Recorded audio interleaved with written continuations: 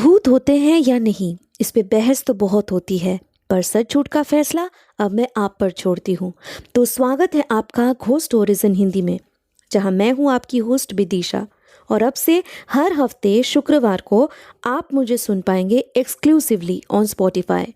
आज ही ghost stories in Hindi को Spotify पे फॉलो करें और बेल आइकन को दबाना ना भूलें, जिससे मेरी हर कहानी आप सुन सकेंगे सबसे पहले। धीरे धीरे वो दोनों अंदर जाते हैं और फिर दरवाजे को बंद करते हुए दुबक कर कमरे के एक कोने में जाकर बैठ जाते हैं। चारों तरफ धूल की परत जमी हुई थी। कुछ टूटे फूटे सामान और मकड़ियों के जाले भी दिख रहे थे। मैथिली ने अपने स्मार्ट वॉच पे देखा कि रात के 12 बज चुके थे। भूख और प्यास के मारे उन्हें नींद भी नहीं आ रही थी। आंखें मूंद कर कुछ पल ही गुजरे होंगे कि उन्हें एक दिल दहला देने वाली चीख सुनाई दी। आ आ हाँ हाँ, ये कौन चिल्लाई? पता नहीं, पर आवाज तो आई अभी। ये लाइट क्यों ब्लिंक कर रही है? अरे अरे देख, धीमी होती जा रही है ये बल्ब। यार कहीं बुझ ना जाए। आ आ आ फिर से वही चीख। मैथिली, ये चीख यही कहीं आसपास से आ रही है। मुझे कुछ ठीक नहीं लग रहा है यहाँ पे। आ आ आ यार मैं देखती हूँ जाकर, तू टेंशन मत ले। मैथिली ने दिलासा देते हुए मोबाइल का टॉर्च ऑन करके कहा। पायल के लाख मना करने पर भी वो नहीं मानी। उसका मानना था कि कोई शायद मुसीबत में हो सकती है, शायद उसे उनकी मदद की ज़रूरत हो। पायल को वहीं बिठाकर मैथिली उस आवाज़ को जहाँ से आते हुए सुन रही थी उसी तरफ बढ़ने लगी। घर के बाहर पीछे की तरफ चलते ही उसे ज़मीन पे लकड़ी का बना हुआ एक फर्श दिखा, जिस पे एक हैंडल लगा हुआ था। उस हैंडल को खींचते ही एक सुरंग सा दिखा मैथिली को। सुरंग से नीचे पहुंचने के लिए सीढ़ियां बनी हुई थी। उन सीढ़ियों से धीरे धीरे मैथिली नीचे उतरती गई, और जैसे जैसे वो नीचे उतर रही थी उसे कुछ अजीब सी बदबू आने लगी। आखिरकार सीढ़ियां खत्म होने पर वो जिस कमरे में जाकर पहुंची वहाँ पे भी रोशनी बहुत कम थी, पर उन्हीं से उसने आस पास देखना शुरू किया तो उसके डर के मारे बोलती ही बंद हो गई। दीवारों पे कुछ शेल्व्स बने हुए थे। उनमें रखे हुए थे कुछ ग्लास जार्स, जिन्हें करीब से देखने पर मैथिली को खून से सनी हुई ह्यूमन ऑर्गन्स दिख रहे थे। किसी में आंखें, किसी में इंसानी उंगलियां, तो किसी में अथरियां, और इसी तरह हर एक जार को देखते हुए जैसे ही वो पलटी उसके होश उड़ गए। उसकी आंखों के सामने एक कुर्सी पे खून से लथपथ जो चीखे जा रही थी, उसका चेहरा उसे आखिरकार नज़र आ चुका था। वो किसी को यहाँ पे ऐसी हालत में देखेगी, ऐसा उसने कल्पना भी नहीं किया था। उसे देखते ही मैथिली की ज़ुबान से बस एक ही लफ्ज निकला, सितारा। उसकी आवाज़ सितारा के कानों तक पहुंचते ही उसने अपनी पलकें उठाई, पर वो शायद उसे देख ही नहीं पा रही थी, क्योंकि उसकी आंखों की जगह बस काले जमे हुए खून के धब्बे थे।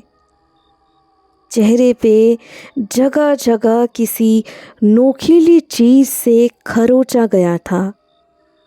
इस वक्त कोई शख्स काले जैकेट और बादामी ट्राउज़र में उसके ठीक सामने बैठा हुआ था। उसके हाथों में उसने सितारा का एक हाथ थामा हुआ था।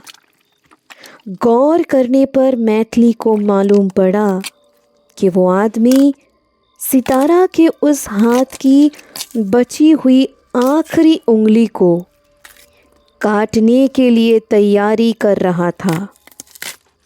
मैथिली को महसूस करते हुए सितारा ने अपनी सारी ताकत लगाकर कहा, भाग भाग जा यहाँ से, जल्दी। पर इस बात को सुनते ही वो आदमी पीछे मुड़ता है। बड़ी सी शक्ल थी उसकी, पूरे शक्ल पे मोटे मोटे दाने निकले हुए थे।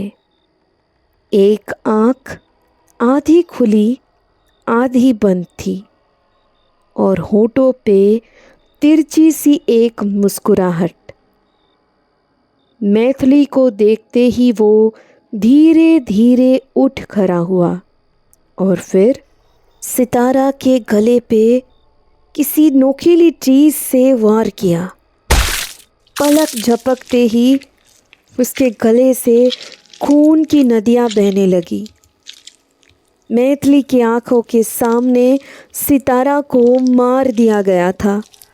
उस आदमी ने कहा, सोचा था कुछ और मज़े से इसे तड़पा तड़पा कर मारूंगा, पर किस्मत को कुछ और ही मंजूर था।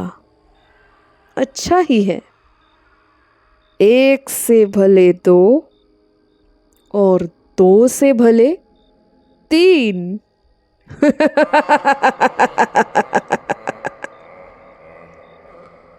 मैथिली तुरंत सीढ़ियों से दौड़ते हुए वहाँ से बाहर निकल आई और बाहर निकलते ही उसे वहाँ पे पायल दिखी।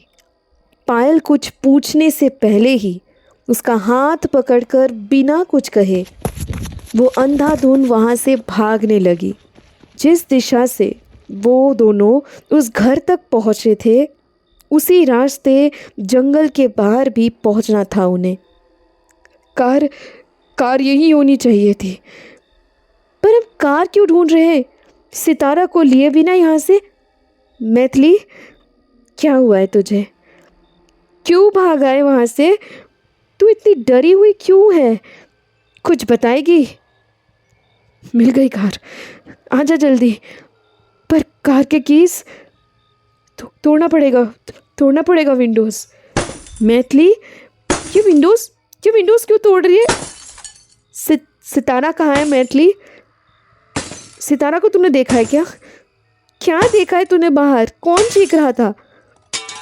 कार के विंडो को तोड़कर बड़ी दिक्कत से कार में जाकर बैठती है मैथिली और कहती है, जल्दी से अंदर आकर बैठ, सब बताती हूँ, please trust me.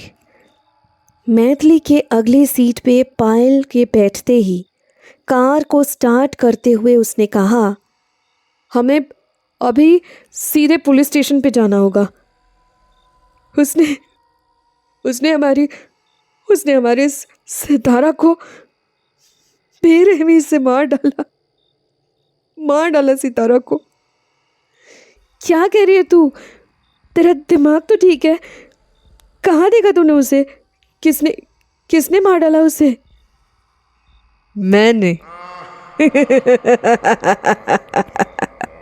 Rear view mirror से बैक सीट पे उसी भयानक आदमी को बैठे हुए देखा मैथिली ने, और तभी उसका ध्यान भटक गया। उनका कार सीधा जाकर सड़क के किनारे पर एक पेड़ से जा टकराई। अगले दिन उसी कार में पुलिस को 2 लाशें मिलती हैं, जिनके जिस्म के कुछ हिस्से गायब थे। इसीलिए मैंने आप लोगों से कहा था कि इस रास्ते से रात को गुजरना खतरे से खाली नहीं। ये कैसी कहानी है, आधी अधूरी? वो आदमी कौन था और क्यों वो सबको यूं मारते जा रहा था, ये तो आपने बताया ही नहीं। वो आदमी उसी जंगल से कुछ 5 किलोमीटर दूरी पे एक गांव है, वहाँ अपने माँ बाप के साथ कई साल पहले रहा करता था। नाम था छगन। जन्म से ही उसके डरावने चेहरे की वजह से गांव के लोग उसे दानव, पनौती और जाने क्या क्या कहा करते थे। सभी उसका मजाक उड़ाया करते थे। बड़े होने पर कभी गांव में किसी के मौत पे, बीमारी फैलने पे, या कभी किसी साल अगर खेती बाड़ी रुक जाती थी तो उसका भी इल्ज़ाम उसी पे लगाया जाता था। एक बार ऐसे ही बेबुनियाद इल्ज़ाम लगाते हुए गांव वालों ने पंचायत बिठाकर उसे गांव से बाहर निकालने का फैसला किया। पंचायत में फैसला सुनाने वाले को घूरता रहा छगन। उसके माँ बाप के मिन्नतें करने पर उन्होंने कुछ भी नहीं किया, पर उसी रात सब ने उसके घर पे हमला कर दिया। जिसे वो घूर रहा था उसकी मौत हो चुकी थी, और अब की बार भी सारा दोष छगन पे आ गया था। गांव वाले अब उसे जिंदा जला देना चाहते थे, पर घर के पीछे के दरवाजे से ज़बरदस्ती उसे कसम दिलवाकर उसके माँ बाप ने भगा दिया। छगन को भगाने के जुर्म में उन बूढ़े माँ बाप को 5 दिन तक पेड़ के साथ बांध कर भूखा प्यासा बस कोड़े मारते गए गांव के लोग। उनकी मौत का तमाशा देखते रहे सब। छगन सब छुप छुप के देखता गया, और आज भी जो बिल्कुल शक्ल सूरत से आम नजर आते हैं उन्हें वो अपना शिकार बनाता है। वाह, क्या कहानी बनाई है आपने। मेरे मॉम और डैड भी ऐसी ही वियर्ड किस्से बताकर मुझे यहाँ आने से रोकना चाहते थे। डैम, मुझे नफरत है उनकी पाबंदियों से। मुझे तो उनके होने से भी परेशानी है। टैक्सी के पीछे बैठे हुए बाकी 2 सहेलियां भी टीना की बातों से सहमत होकर हामी भरते हैं। मुझे उन लोगों से और ज़्यादा नफरत है जो अपने माँ बाप के प्यार का मजाक बना देते हैं। ड्राइवर ने इतना ही कहा। इससे पहले कि टीना कुछ भी समझ पाती, टैक्सी के मैट पे टीना की कटी हुई हथेली जा गिरती है। लाश यहाँ जंगल के पास मिली, जबकि टैक्सी यहाँ से 10 किलोमीटर दूर। कितने दर्दनाक तरीके से मारा है इस टैक्सी ड्राइवर को। उस गांव के सारे लोगों को उसने ख़त्म कर दिया था। यही आखिरी था, इसे भी नहीं बख्शा वो। पता नहीं क्यों लोग इस झील के पास शाम के 6 बजे के बाद आया करते हैं। साइन बोर्ड पे साफ साफ नीचे लिखा हुआ है कि प्रोहिबिटेड आफ्टर 6 PM, फिर भी यह किसी को नज़र नहीं आती। मायूस होकर बोले police inspector. Ghost stories in Hindi को स्पॉटिफाई पे फॉलो करते वक्त बेल आइकन को दबाना ना भूलें। जिससे मेरी हर कहानी आप सुन सकेंगे सबसे पहले। अब से हफ्ते के हर शुक्रवार को मैं आपके लिए लाऊंगी ऐसी कहानियाँ जो आपके डर के परिभाषा को बदल के रख देगी।